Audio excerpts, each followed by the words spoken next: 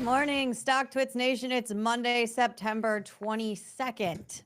I'm here with Shay, Boloor, and Michael Parekh. Of course, I'm Katy Perry.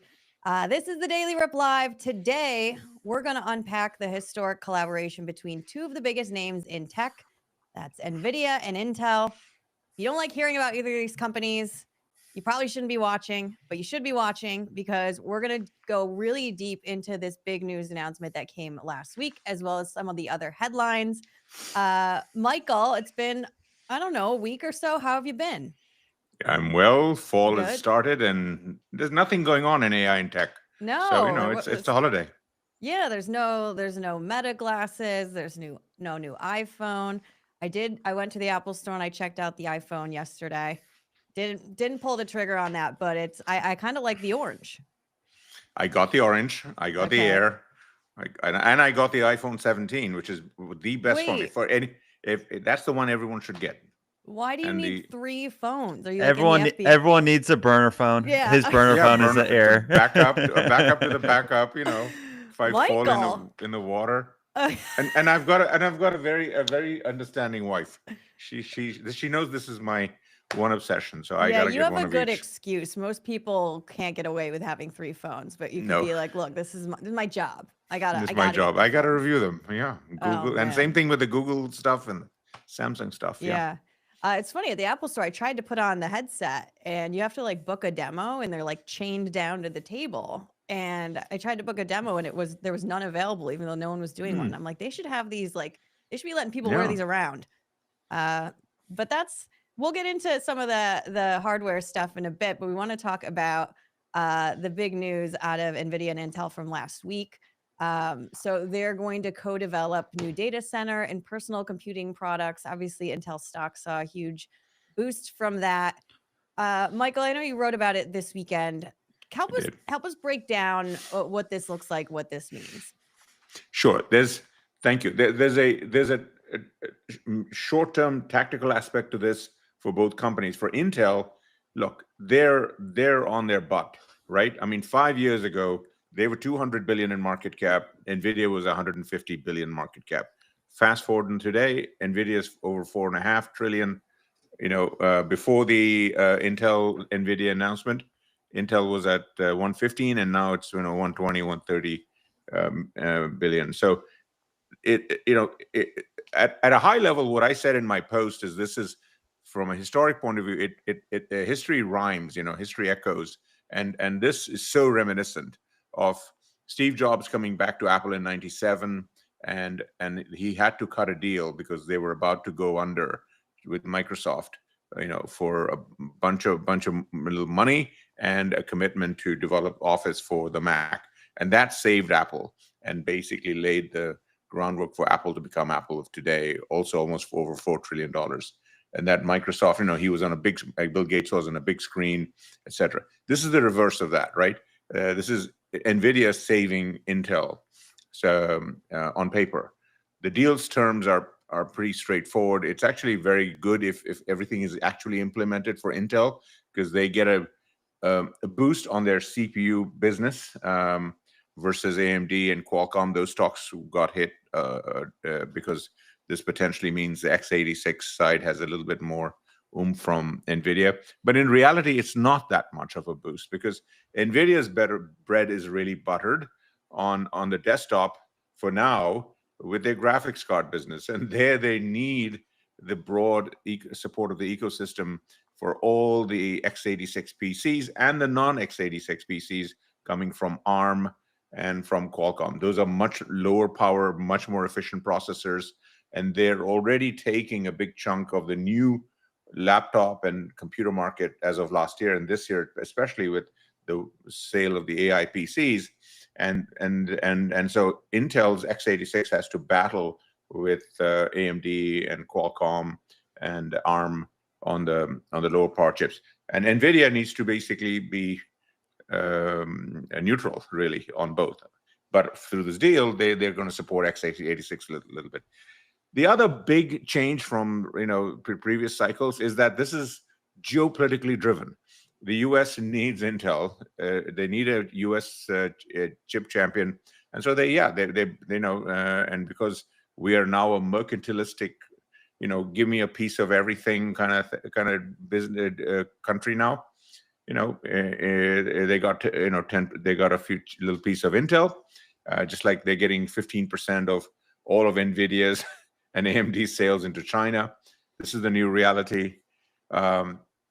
And so this is a U.S. government as an investment bank era, and they are powering the Intel Nvidia deal, and Nvidia Jensen needs everything he can do to make Donald Trump happy in the context of Xi negotiations with China. So this is for Nvidia. This is a multi-layered chess game, and they're doing this deal to basically get what they want in China, which is worth over 50 billion in revenues to them. So on paper, this is a great deal for both parties. As an investor in Intel, no. Intel doesn't get what they really need, which is a foundry customer for the because that's what literally gets them the avenue of growth with, again, competition with TSMC. Nvidia is not committing anything of any of their chips to Intel's foundry yet, and so it's great on paper. The stocks will trade up because the market's trading up, etc. But fundamentally, this is a Kabuki theater deal, and is what I would call it. It's great. It's a win-win-win for all the parties. It looks great on paper for Intel. It looks great on paper for Nvidia. It looks terrific on paper for the current administration. Yeah, I mean, you answered what I was going to ask, which was, is this related to the U.S. government taking a stake in Intel? Even though they're two separate news items, I think you're right. History rhymes, but when you zoom out, everything's connected. On the foundry piece, like Shay, I know you're deep in this stuff, and we're briefed on it. How big of a deal is it that there was no foundry commitment or component to this deal? I mean, nobody's going to be pretending that Intel's going to suddenly fix their 18A issue overnight. Like that's a mess. It's going to take a long time. Intel will be their biggest customer for years. However, it's just so tricky because this is one of the few news stories that have so many different layers of impact.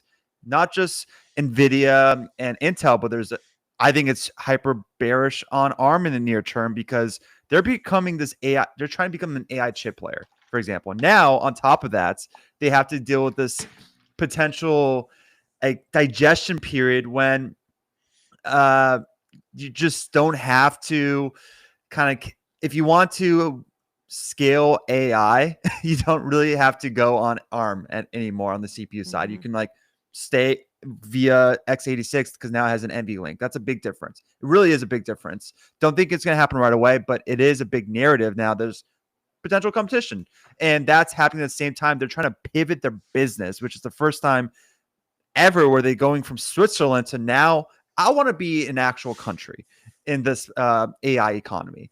But for Intel, I mean, I think there is somewhat of a read-through or a narrative that if you have skin in the game, you are highly incentivized on the long term to make sure this works.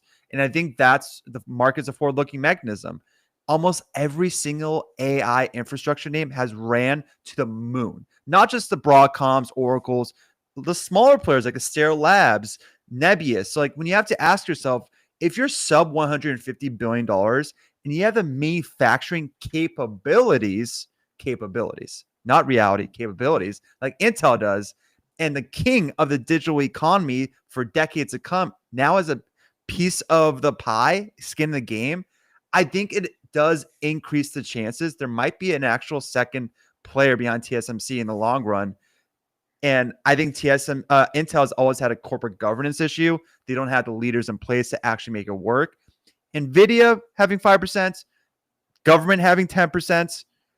That reads to me that this actually might be a reality in some time down the line. And at a sub $150 billion market cap, the ceiling on if they do solve that as being second fiddle is massive. And I think that everyone and their mother, besides TSMC wants a second foundry. They know they need it. There's a supply issue, and they also don't want to have the geopolitical headache of, oh my God, if something happens in Taiwan, we're all just, it's pause. This is equivalent to a nuclear bomb for the earth, essentially, if something happens in Taiwan. So I think that right now for Intel, you have to factor in the risk and reward. It's $140 billion. Nothing's going to happen in the next couple of years for Foundry, but I do like the risk and reward that if they do solve it, this is going to be 500 billion plus if they actually have something that's external customers using their foundry. And I think they probably have a better chance than they did a week ago now with everything else that we learned in the newswire. I think you're spot on a lot of the implications, ARM, et cetera, and I want to come back to that. But I want to touch on this business. You're totally right, Shay, that the world totally wants, everyone would put down $5-10 billion if they could get a second source on the foundry side. So demand, no question. The question is supply for a foundry side, right? And if you look at the depths of what it takes to be a good foundry business, all we have to do, and I've been a student of Morris Chang, when he was number 2 at Texas Instruments in the U.S., U.S. citizen, it got passed over for CEO. Taiwanese government said, "Hey, come back home, and we'll give you all this stuff." And he went back. He looked around and he said, "What's the best way I can build a business?" And he figured out the best way to build a business is do the crappiest job, the crappiest of the crappiest job. Be a foundry for all the companies in the world. The crappiest. You are basically under the thumb of everybody. Your margins are always shrunk forever. You have to say yes sir, yes sir, yes sir, yes sir, yes sir, up and down the ranks for decades. That's what he did. That's what TSMC is. It is culturally one of the toughest things. I went and read all the books. What he did culturally. It's just phenomenal what he did. It took over 2 decades. Without that mindset where you are really firewalled, from customer A to customer B and so on. Intel doesn't have that culture. Even with Lip-Bu Tan, who I love, I know him as in his former life. He's amazing.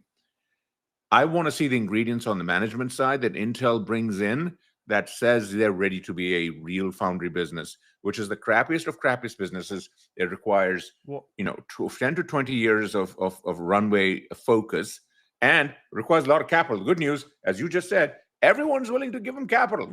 Apple will write a $10 billion check, no problem. The problem is can they do it? And culturally, it's a very bottom-up attention to detail. Oh my God, it's attention to nano detail type of business. Intel doesn't have that culture. Their culture is, if we're building something on this side, let's quickly figure out how to put it on the product side. That is in their DNA. The current CEO has to change that. Extraordinarily tough to do. The only way Morris did it at TSMC is he just made sure we didn't have any direct business in our model. That's it.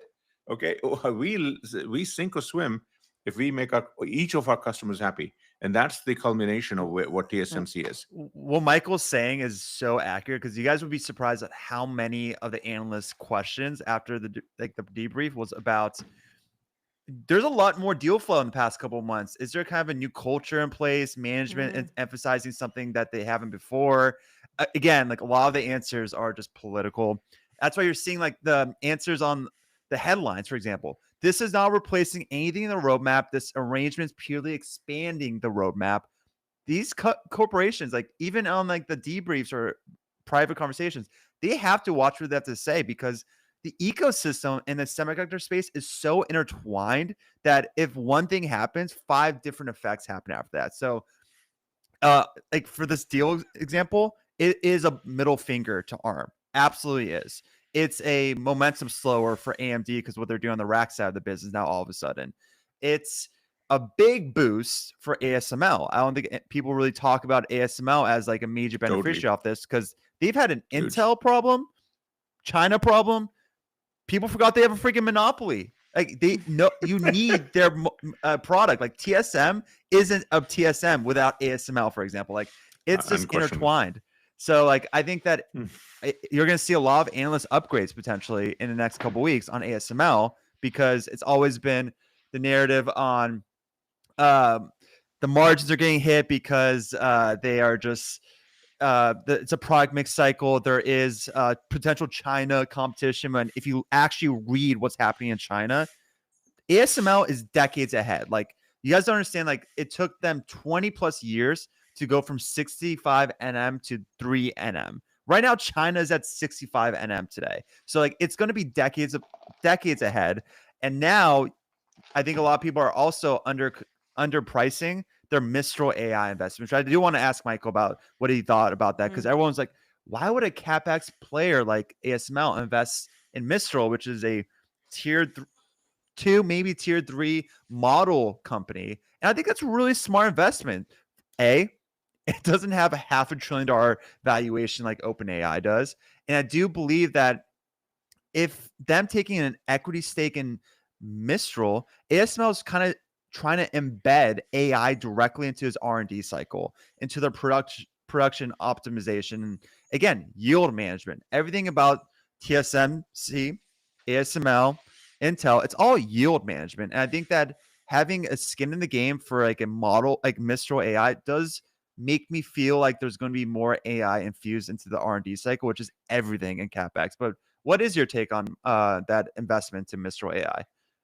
No, number one, it's a smart investment. I agree that it allows them to have a front row seat in terms of the open source model side of the equation in Europe, etc. Number two, again, there is a geopolitical layer here. I mean, Mistral is all about a French national company. I mean, they couldn't do more by putting a French flag on the thing and a EU flag.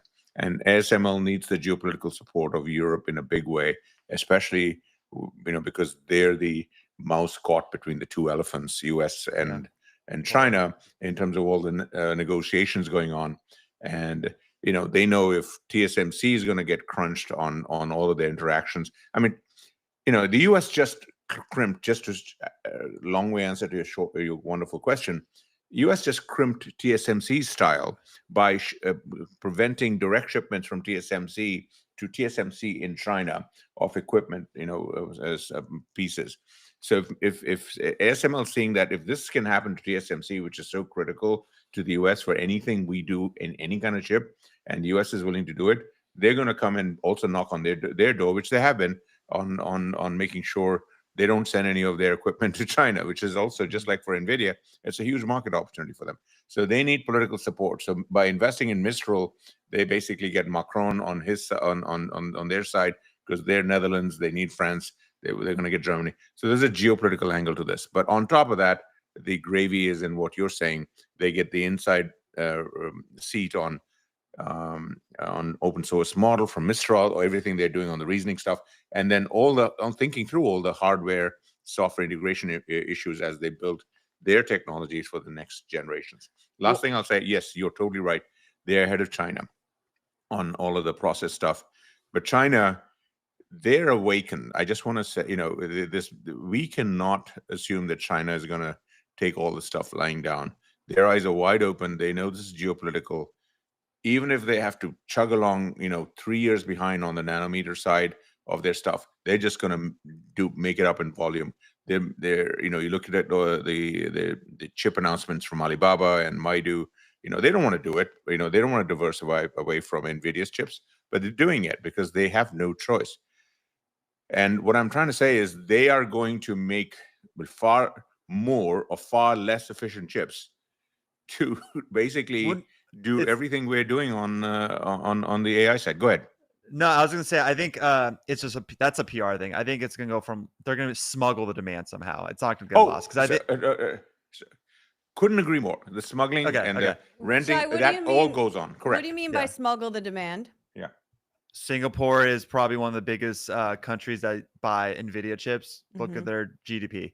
I think that there's like creative avenues that way. And I think that's, remember, it's just such a different kind of PR. Like, their strategy on the PR front is so different than ours, and so different than a lot of Western countries, that if it looks like they're actually sticking it to the West on headline, but in reality, they're going to do some backdoor deals, that's a win-win for them. So I think business as usual for Nvidia. But also I do want to ask Michael this question as well, because he's been so part of so many tech revolutions. I think this is like, for me, again, I'm only 32 years old. Like, it's my first major tech revolution. I don't remember previous cycles, companies taking equity stakes on a lot of these stage one hardware players, knowing, and my read through is like, I think that everyone's noticing that AI is a permanent shift, a structural one that's going to touch every part of this world. The runway is massive. Lisa just said a week or two ago, year 2 of a decade-long AI build-up. I actually think that's very accurate. She's not just selling her stock. Very accurate. Do you think that we're going to see more of these kind of equity deals, because these enterprises are realizing that the ceiling is massive, the pie is massive? I think we have to get a seat at the front row table at these actual rooms to make sure we maximize our efficiency, our company, by being part of the conversation. Like, do you think that's just more validation of AI, and we're going to see more of these deals for next months, years?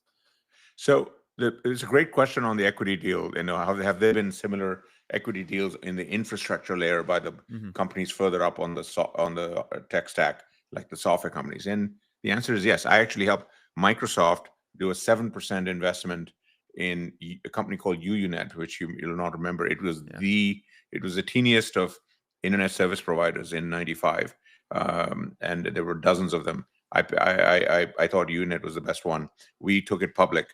UUNet was essentially the company that was going to build the TCP/IP network for the entire telecommunication industry, and we helped Microsoft take 7% equity stake in UUNet because Microsoft they knew that online was coming, and they wanted to build an online TCP/IP network, and UUNet could build it for them. It was very reminiscent, an echo of what they later on did in terms of their partnership with OpenAI. They took the equity stake. So yes, that allowed them to build MSN, which became MSNBC, which is now going to be split up. So what I'm trying to say is that yes, that allowed them, Microsoft, to have a front edge. And by the way, AOL, which you don't remember, which was the online service in '95 and became like the #1 online service with almost 40 million subscribers in 5 years, by blanketing the world with CD-ROM. AOL used UUNet to build their dial-up network. And as they went from 2-3 million subscribers to 30 million, UUNet built the network. So UUNet built the dial-up network for AOL and for Microsoft. But Microsoft took a 7% equity stake, to your point, in an infrastructure company that no one paid attention to. It wasn't a big deal. It didn't matter. But Microsoft did it because UUNet at the time was a small company. They needed the capital to build out, because just like today, Intel needs the capital to build the foundry business. And that capital, if they went to the markets on equity or debt, would be far more expensive. So if you get it geopolitically today, in terms of the 10% stake from the U.S. government and 5 from Nvidia, it's capital. So the answer is yes. History in previous cycles, there are examples of companies further up the stack taking infrastructure equity investments. Nothing on the scale, number one, that we're seeing today. Why? Because the numbers are so gargantuan in terms of hundreds of billions. We've never seen that. So that is special. And then the second thing is this geopolitical layer that I keep talking back to.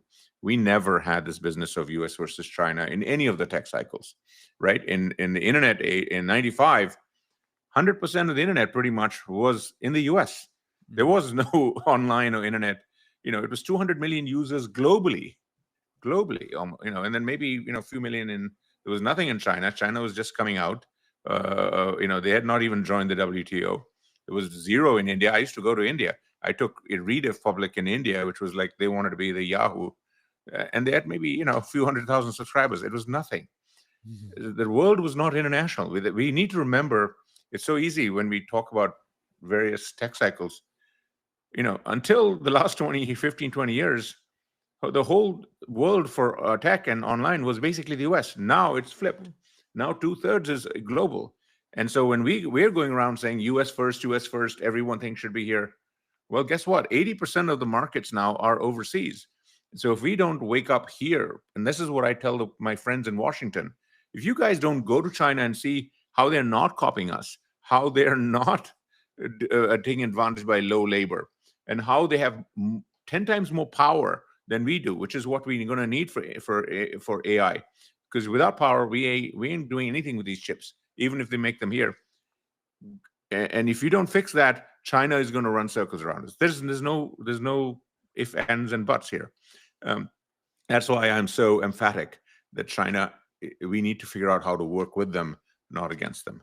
And so your core question on I'm sorry I gave much a long answer, but yes, there have been equity investments by software companies into hardware companies, nothing on the scale, and it's always in places where there's huge capital required on a relative basis to build out the core capability in early days, which is what we're seeing today. Don't be surprised.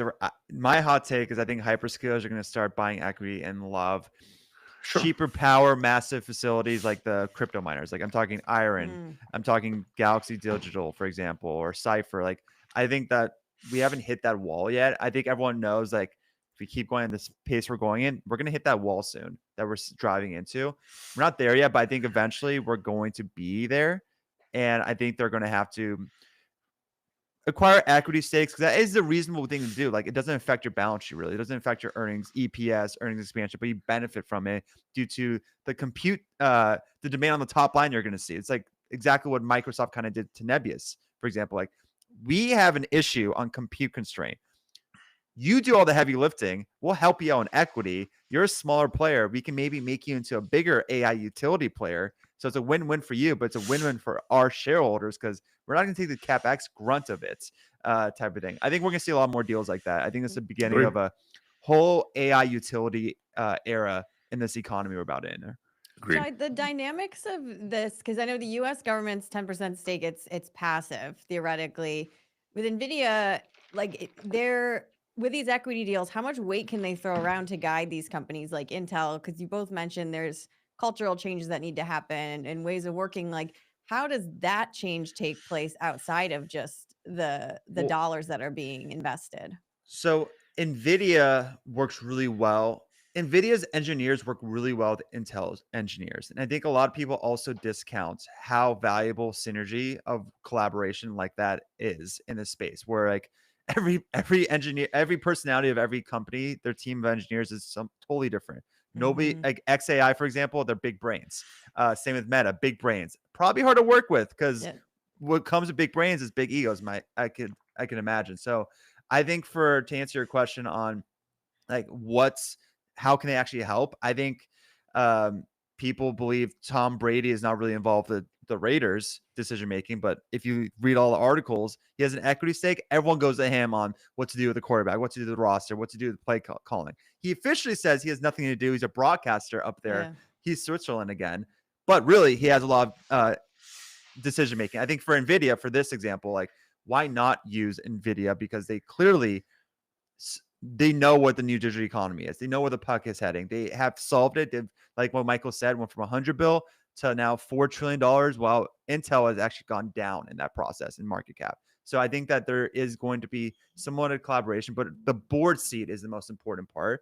And I think I don't know, there isn't one in Nvidia and Intel, but I think going forward, like board seat is probably the most important part. But Michael, you're about to say something? No, I was just going to say, I think Shay is totally right on in terms of Nvidia brains and Intel brains and the bottom up positivism that can come from that. But I also thought I heard in your question the U.S. being able to direct things as well as an Intel shareholder, and from U.S. is look, this is very unfamiliar territory. In any tech cycle, we've never, as a government, taken equity stakes. Okay, we are following China's playbook. As much as we're like, we don't want to be the CCP, we don't want to be top-down economy. We're doing everything China started to do 25 years ago, every freaking thing. Okay, and that, by the way, has never worked out well. Even for China, as bullish as I am on China on power and so on, they have, because of their top-down state-controlled government stuff, they're probably going to their losses in the are probably 30-40% because governments cannot manage top-down. That is really the lesson we've learned in 50 years of democracy, capitalism versus socialism and communism. This is how we beat the Soviet Union. Top-down doesn't work. And the U.S. government I deal with most of the people in the U.S. government who are on these committees who are basically writing the rules. And when I sit with them, no, they don't. They're politicians. They don't understand the technology piece. They're not going to be able to tell Intel do this and do that and go into this nanometer thing. That's not their job. That's not their thing. And by the way, in 1 to 2 years, they've half of them got an eye out the door. They're looking at board seats on private companies and so on. And half the time I'm meeting with them, they're asking me about who I can introduce to them on that front when they're, the seats is done in the government for 6 months. No, government. Right now, the U.S. government is doing it just because, number one, current president is transactional. He wants a piece. He wants a vig. He wants, okay, I'm doing something for you. Give me a taste. Right? That's number one. Number two, we're following China playbook. They have a golden share in ByteDance and so on. We want a golden share. Okay, and that's also not good. Steel, right? Exactly, and they will continue to do that. This is the mercantilistic, government now. 15% of sales of Nvidia and AMD into China. I mean, that's unprecedented. It's probably not, compatible with the U.S. Constitution, but that'll be for the courts to decide. We are doing things that are so out of our lane as a country, in the spirit of competing with China, that we are essentially emulating some of their worst habits. Well, I think my hot take or my 2 cents on this, I think the U.S. kind of has always wanted to be a watered down version of China, the U.S. government, on we want some piece of the pie to help ourselves on our innovation. Like, they would love to have a piece of pie of Google. They would love to have a piece of pie of Amazon. All this FTC BS. There would be none of that if the U.S. government had some equity stake in that. So I think right now there truly is a national security component to AI, that there is an arms race towards who's going to conquer AI. If China does before U.S., the whole global power will shift. That's dangerous. So right now, you're seeing the U.S. government essentially kind of take advantage of. We kind of always wanted to do this. Now we can do it in the lens of national security because it's actually somehow it is actually accurate. So we're going to capitalize on that. But at the same time, it's so bullish on AI stocks because there's going to be so many sovereignty deals, knowing that we have EU, US, we need to start helping each other out on AI via deals to make sure we curb China. And I think that's going to only continue. It's only going to gain momentum. It's bullish for the equity markets because AI stocks are running the equity markets. But I think the U.S. government has always wanted to be a little version of China via those kind of equity deals. But we keep forgetting that U.S. government is not a company. Okay, if we were running the U.S. government as a company, and China does a much better job running as a company than we do, and we don't have it in our DNA. I mean, there's the great book called Breakneck, just came out by Dan Wang, a recommended read. Okay, I just finished cover to cover, and he starts first chapter. 100% of the Politburo, all technocrats. They're all engineers. Okay, what they built over 30 years, the scale is because they're engineers. They can build stuff. Over 60% of our politicians, all lawyers. We just don't have it in our DNA to run. So we may want to be a little bit China, but then hire more engineers into or put them into government. That's not what we're doing. They don't want that. That's a big pay cut. They're getting these $1 million deals. Thank you, Katie. Yeah. You're totally spot on. The second thing I'll just say is you're just right. Because of our system, the money is much better in the private sector, which is, by the way, what it should be in a capitalist country. We've created more technological wealth for the planet and helped more people out of poverty as a country. We should be proud of that than any country in the world, right? Because of our system, by not taking a piece, as Shay, you said. Right now, the U.S. wants, they're going to the universities and say, we want a piece of every patent. I mean, that's so backwards. Because if we had done it over the last 30 years, we would not have been the technical leader. I can tell you because I was there for those 30 years. The deals would not have happened. The companies would not have happened if the U.S. government had a piece of all of those things and you had to track it and figure out how the equity pieces. I actually went through the exercise.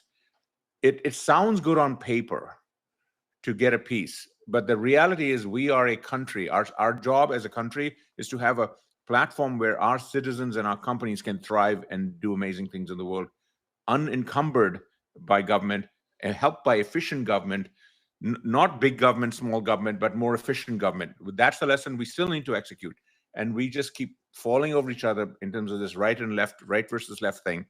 And we miss the plot. In the meantime, we're basically following the worst habits of our best competitor right now in terms of the things we're doing, which will put us back for 10, 20 years. Last thing I'll say in terms of, Shay, your thing on the power, while we're totally, the Trump administration is totally supporting the AI companies on ramping up infrastructure for chips and power and so on in the US, we are basically shooting ourselves in the other foot by cutting off solar and wind right now. Okay, China, they've tripled and quadrupled in solar wind. They are so far ahead. And why is that important? Because we need every iota of power that we're going to need for the power demands of AI and our growth in terms of our citizens and companies using intelligence tokens to do inference. If we take off, wind and solar in my state of Texas is already 20-30% of our energy economy. And it's basically going to go down by 60, 70, 80% in Texas, red state. Okay, but they don't care because it's politically, it sounds good that, it's going to, help the birds, and they never care about the birds. What I'm trying to say is we're doing contrary things to our interests. If we were doing it as a company, our shareholders would tell that company, hey guys, you're doing something wrong. But our citizens don't understand enough of this, so we don't vote and change it. And in the meantime, we're not running it like China's playbook. We think we are on the paper. Like I said at the start of this discussion, all of this looks good on paper. The stocks will run, it looks good. We're following the China playbook. It's great. All the stocks should run. Everything in energy should run. But when the bell goes off, and because you can never evade reality. When people then say, where's the beef of all of these investments? Where's the in AI usage, etc.? The investors are going to see it's not where it is. And guess what? That day, market's down 90%. And I've lived through 6 of those cycles in my 30 years. And it's going to come at least once, if not twice, in this AI cycle. We'll never be able to predict when, but almost high certain probability that it will happen than not. So just a statement on that. Yeah, and Michael, when you're talking to people in DC, I'm curious, is there a self-awareness at this, like what seems to be an epic narrative violation on the emulation of China? Like, do they realize that's what we're doing, and it's kind of like the World War II situation where FDR is like, yeah, we got to take over the manufacturers because we got to build some tanks. Sorry, it's just a temporary thing. Or do they just think they don't see it? Like, at what level is that breaking? They don't see it. I walked through this. I gave them the books. I gave them they don't see it because they think this is their unique solution. And you can point it that China is doing this. They lost this much money. It didn't work. The only reason China worked, by the way, is because their state system, the province system, is very competitive. And they basically so each province of China has 16 major EV companies, robot companies, drone companies, and that's how they compete. They have anyway. So no, to your question, no, they don't see it. They think that they've come up with a unique solution, and when you compare it with China, they get very hostile. Then when I tell them, hey guys, just go to China. I've been to China, twice in the last couple of years. Today, if the moment I sit down at a dinner and I talk about China this way, I can just read the thought bubble on their head. He's a panda hugger. Because none Democrats or Republicans, nobody has been into China in DC in the last 3 or 4 years. That's unheard of. Back in the internet days, I used to take policy guys to China and India to show them internet how there's going to be a huge market for this for the US. And I was lucky if I got 1 or 2 politicians to come with me to this thing. My point is that they need to go visit China today and see the reality. And if they just 2 days in Shenzhen, 2 days in, they will just eyes will go like this, because China has extraordinary factories that are making EVs and so on. Ghost factories that lights are off. There's no maybe a couple hundred humans. We don't have anything like that in the US. Nothing. Yeah, I mean, I'm sure China wouldn't want us all going over there and touring their facilities. No. Again, the China. The cool thing about China is actually it's a great point. They don't restrict you. It's the companies that invite you. So if you want, I mean, if you want, you and I, we can all go see ATL. They'll show you everything. But aren't those trips like chaperoned? Like what I'm saying, yes, correct. They are chaperoned, but they're not chaperoned. I've been in chaperoned situation. They're not chaperoned like you're chaperoned in North Korea. I've not been to North Korea, but I've been in Iran. I've been in Soviet Union. Those are chaperoned, where your hotel room is bugged. In China, they're probably bugged too. But what I'm trying to say is, yes, they're chaperoned. But what I'm saying is, you still need if you just meet with the companies, go to their factories, even if it's chaperoned, you will see that they're different physically. You come back here, go to Ford. The CEO of Ford and the CEO of GM went to China. They've done podcasts on this. Just in the last couple of years, even the chaperone trips, Katie, they saw what China was building in terms of the cars, EVs, and so on, the capabilities, the price points, the supply chain. They got access to almost everything, even chaperoned. They understood the details. They got their best cars for prototypes shipped to Detroit. They took them apart. China knew they were going to do that, but they want that because they can do supply partnerships. They can do deals here. That's what the Chinese want. They're a trading nation, and so chaperone, but they want to do business with us. They never wanted this political fistfight. It's just that they're doing it because we're doing it, and it's a thing. So chaperone, yes, but it's not like we won't see it. When the business people, you go look at the Ford CEO, what he says, his eyes went like this. He says, we can't compete. The same thing happened with the CEOs of the big European car companies. They went to China, and this, holy moly, we need to figure this out and talk to our politicians. The politicians are the ones that are not seeing it. To your original question, they're not seeing it. They're when you talk to them, they're totally, and I'm talking with Democrats and Republicans, not both. Both of them have blinders on. And that's what I'm begging them. Well, it's the please just easier not do. political win to put your head in the sand and just say everything they're doing is bad, everything we're doing is good, and not get into it, to your point, because it is, Correct. lowest common denominator. It's fascinating stuff. And when we go back to the Nvidia and Intel, it's like this chess game. I keep going back to this point about a chess game, because these companies have to think not just about, and Shay, you were in corporate governments for a while, like not just, okay, what does this mean for shareholders or balance sheet? It's like, what's Macron going to think? Like, these are weird factors to have to think about when you're making a decision in the private markets. Totally. And by the way, Intel, Nvidia would not have happened without this geopolitical interests of the US against China. I mean, it wouldn't even have been started off. Okay. The whole that's why in my post, I said, this is the key difference.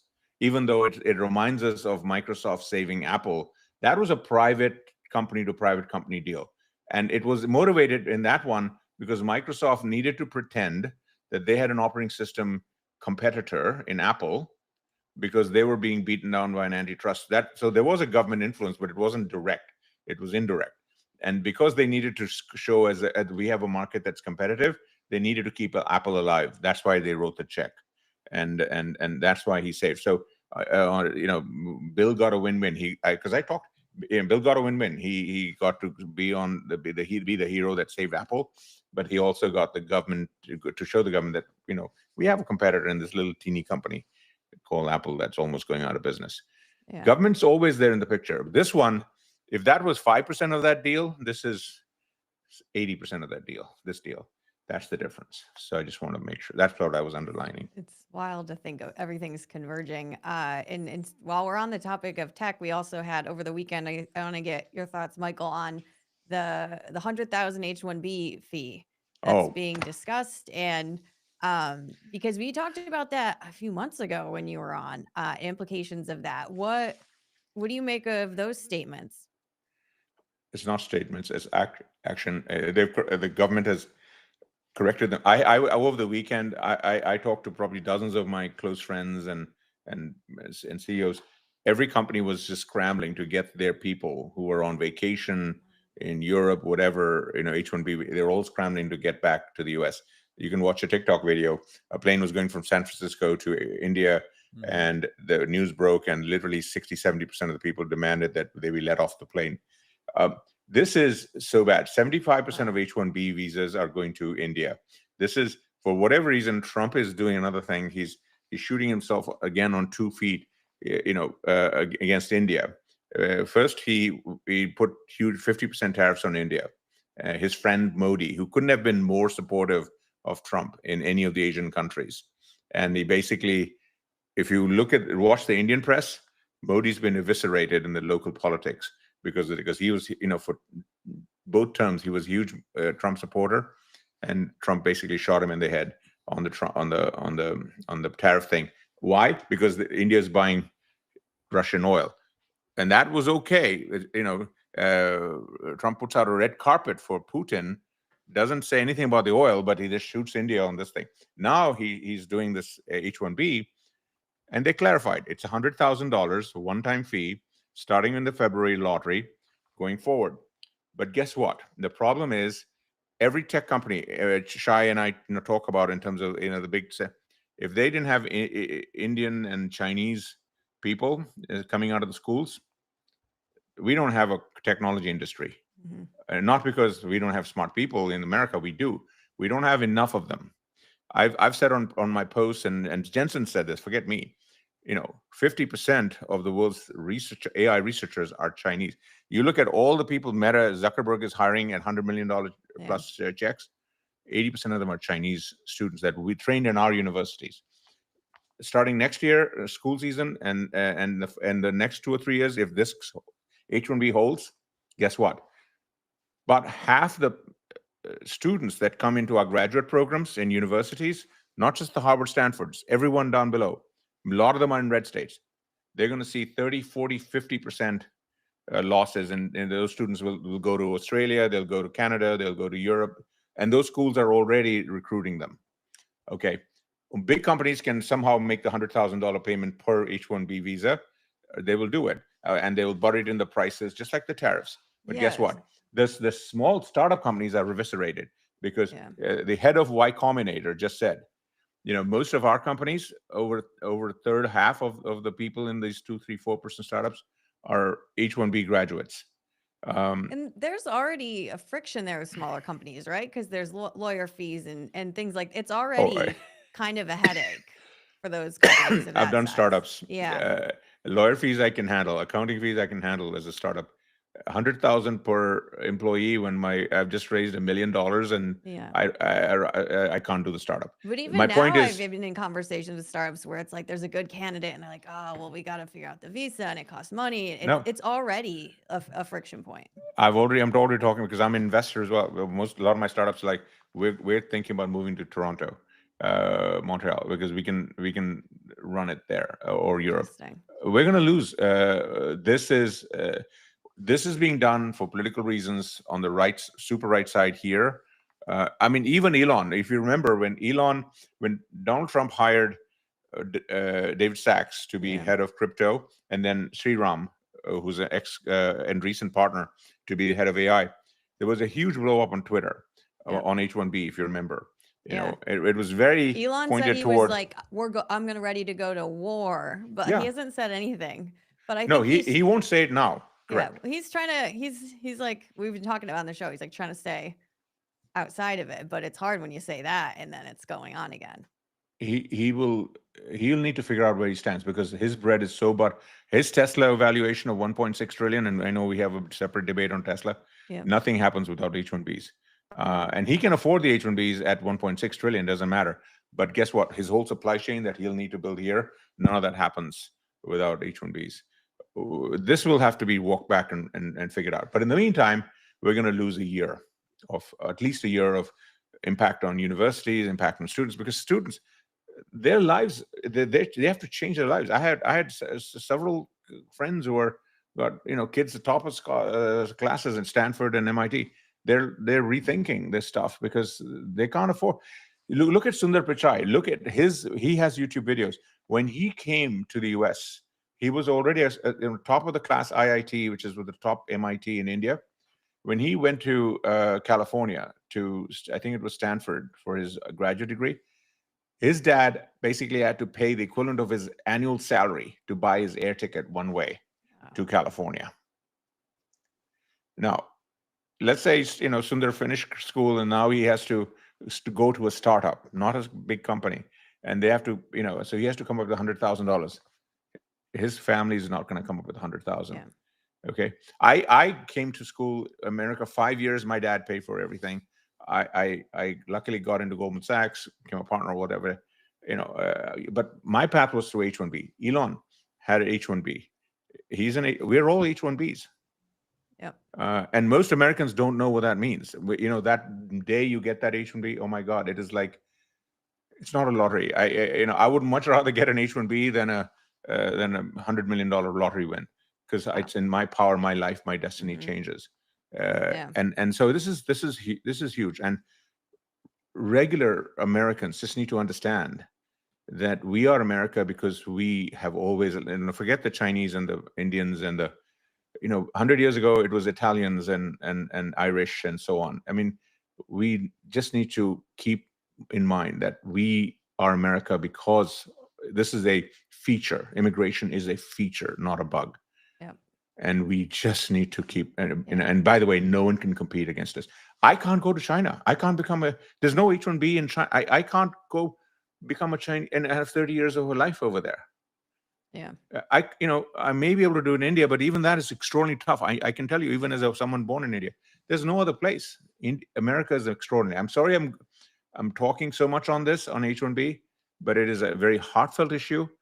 It is a issue that is the fundamental DNA of one of the core things that makes us America in terms of technology.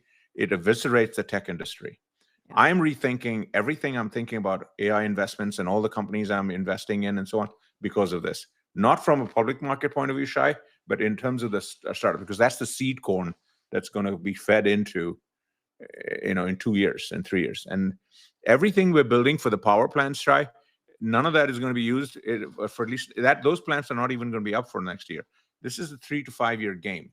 And we are basically taking ourselves out of the game for the next 2 or 3 years on education, on power, on, with the wind solar thing. And so no amount of equity interest in Intel is going to help us, is what I'm trying to say to your original point. Thank you. Well, Michael, I love your perspectives there, and it is a very nuanced issue. And I think one thing we struggle with in this country is just the nuances. You think immigration, people are like, oh, the border. There's so many pieces to this, and it's so good to hear from somebody who's not only been on in these companies, but really understanding kind of the process and what goes into it. And I think we'll have to continue to watch it. It looks like, some people are already saying, well, this is what he does. He goes really far one way. He's going to make a deal. They already walked back. I think someone said it was going to be an annual, and then they were like, wait, it's going to be a month, even though in the press conference he said annual multiple times. And so renewable every year, correct? Yeah. So we'll see. But it is such a big issue that I think if you're not as deep into these companies like you guys are, you don't really understand the impacts and what that means. And even downstream, we talk about these bigger companies investing in smaller players. And you guys both make a point that, the next big company is a startup right now. That matters a lot to kind of our future, and it goes head to head with everything everyone's in alignment with trying to do on the national security front with AI. So it's really complicated times, and I think it's tough because we don't really have a super informed electorate when it comes to this kind of tech, and our legislative leaders don't really get it either. So it's like, I don't know. I guess to end things, like, Michael, what makes you optimistic in the midst of all of this? Midterms. Okay. Midterms. Yeah. That's the only thing I got. Okay. In the sense that I think people, it's not politics. I want us to, I don't care who is it on, if even the current party, this transactional thing, that he puts a high bid and low bid, you can do that in real estate. When you do it on things like this, like H-1B, like we're talking about, yes, every big company has to. I know friends who are running Meta's infrastructure, Google's infrastructure for nuclear. They were in Europe literally this weekend. I was talking to them on nuclear deals for data centers, $100 billion, etc. They flew back on a Sunday to meet that deadline, and now to be cautious because the U.S. companies can't be sure that their citizens, their employees won't be allowed to come back. They're telling the H-1Bs don't fly. Okay, regardless of what the administration says. So guess what? I was hired at Goldman in '82 to build our business in the Middle East. I was H-1B. If I couldn't have gone to the Middle East on my Indian passport for the next 3 or 5 years, I would have been fired in 6 months, right? They would have kept me in the US, but there was no job for me in the US. I was hired to do the international. The infrastructure engineers at Google, Meta, they'll be told, stay in the US. But guess what? In 3 months, they'll be competitively disadvantaged because their US citizen colleagues are going to be able to go to China, able to go to Europe, cut the deals. And they will lose because they will not be able to go to those places and do the deals and do the jobs that they were hired for. And so their economic viability for that company, they'll be at the bottom of the layoffs list, and they'll be laid off. So, because if you can't travel, when I just said the tech industry today, 80% of it is global. The markets are global. So if I'm working for any tech company, big, large, medium, small, I better be able to travel. And if I can't travel because I have, my company says H-1B, you can't go because you may not be able to come back, then in 6 months, I probably won't have a job. And those are nuances and details most people don't think about. And it doesn't work on the time cycles of, the administration says, we'll say 100,000 today, and in 2 weeks, we'll take it down to 50,000, and it will take it 25,000. Right. By that time, the life decisions have been made. And that's already happened, by the way, because I know so many friends of mine, their kids, they were going into Harvard's class this year and next year. 20 to 30% basically said we can't do it because we're not going to get the visas. Wow. So guess what? Their life trajectories have changed. Yeah. Who knows how many Sundars we lost there, or Satyas, or Jensen's. Jensen came here, when he was a kid. Taiwan citizen. Yeah. Okay. Vlad, Robin Hood. Yeah. Well, Google. It's interesting, and I know we got to wrap soon. And I appreciate everyone's patience with this because I know sometimes we get into the details of the technicals, but this is all related. It doesn't matter if you're just focused on the charts day to day, and this is incredible insight from someone who gets it. And yeah, it goes back to the theme of earlier in the chat with the increased sort of alliances between the private sector and government, and like all these names you listed have been sitting around a table in DC, and now it seems like it's almost like they're stuck because those are the people you would want to hear say, explain this. Hey, this is actually how it works at my company and for me. But it seems like they might be a little reticent to do that. Given just everything you described and the dynamics of how everything's all merging into one. No, it's extraordinarily tough. And by the way, almost everyone in the tech business that understands most of what I talked about. Not less so in DC, but they don't feel free to talk about it. We're in a McCarthy era that if you actually say what you really think, you are hurt in your day-to-day business. And you guys are too young for the McCarthy. I'm actually too young for the McCarthy era. But Hollywood was eviscerated. Yeah. If you got painted as a communist, you didn't direct or act for most of your career. Yeah. And that's what's going on. So in tech, when I go to Silicon Valley, no one wants to talk politics. They know what I'm talking is true because they're seeing it in terms of how they're running the businesses. But they can't say it because they got to. Then they're invited to the dinner in the White House, and they got to be sit right next to the key guys and just smile and we're investing 600 billion, we're investing 500 billion. They're all made up numbers. Yeah. Apple saying 600, 500. These are all made up numbers. I'll bet you guys a dinner at a place of your choice. We'll do half of those investments, each of those companies, because it's Kabuki theater. We're Kabuki theater time. Well, it's so interesting. And I know we had so many other topics to get with you, Michael, today. So we'll have to come back because I know, and for everyone who wants to read more on all of this, Michael's blog, and I know you were talking about the meta hardware stuff we didn't get to and so many other things. But it is you open any of I'm just scrolling the business news, and the H-1B is sort of the story for today. So appreciate that. I just ordered my Vanguard glasses. Oh, the those new are Oakley nice. ones. These are the Ray-Ban ones. I just ordered all 4 of the new Meta glasses. We can come talk about it. They're a lot of fun. The Yeah. Vanguards are very cool. They've got a really cool camera. So You got to get a pair for Shy. I don't think I've ever seen Shy in I glasses. think we all have to do a show with our choice of Meta smart glasses. I'm down. Yeah. Colors, styles, etc. I'm in. Well, all right, everybody. That wraps our show for today. We'll be back first thing tomorrow morning at 9 a.m. Eastern with more market news and headlines. Thank you to Shay and Michael, and we'll see everyone tomorrow. And since I didn't get a chance, Shay, congratulations again.